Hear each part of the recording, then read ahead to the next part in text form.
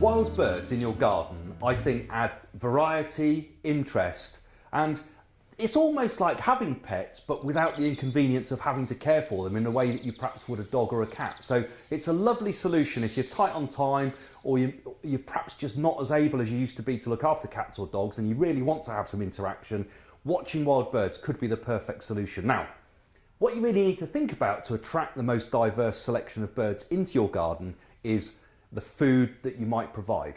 Some of it you would do naturally through hedges and trees and fruit trees and so on, but you can also make the world of difference throughout all 52 weeks of the year by having a really good quality blend of seed available that they can then go and take from. Now, our particular mixture contains 14 different items from suet to sunflower hearts to chopped peanuts to white millet and raisins and naked oats. It's got a really good comprehensive mix there, and that can be fed through solid feeders like this, and you'll find a range of feeders available on the website, both squirrel proof and other.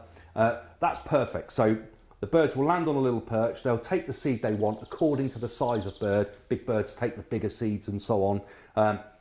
Alternatively, you can use a table. Again, you'll find a selection of things like this on the website. You put the seed in there, the birds fly along, they take it as they need it, and of course you're meeting their needs, particularly through the very cold months of the year. But also don't forget, even at times of year where you think there's plenty of food available, there may not be. So when they're breeding, during very hot, dry spells, there's a real scarcity. So they're very dependent upon you during that time to make sure they've got what they need.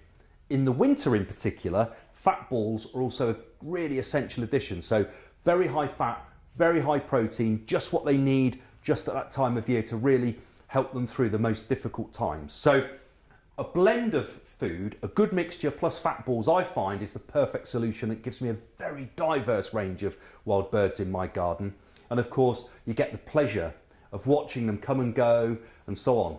The final thing is, if you haven't got a water feature or a pond, if you have, that's brilliant because they can go and take a drink from there as they need it. But if you haven't got either, think about putting a big dish or a big bowl of water out somewhere discreet, away from preying cats and dogs and things that could disturb them whilst they're feeding or drinking.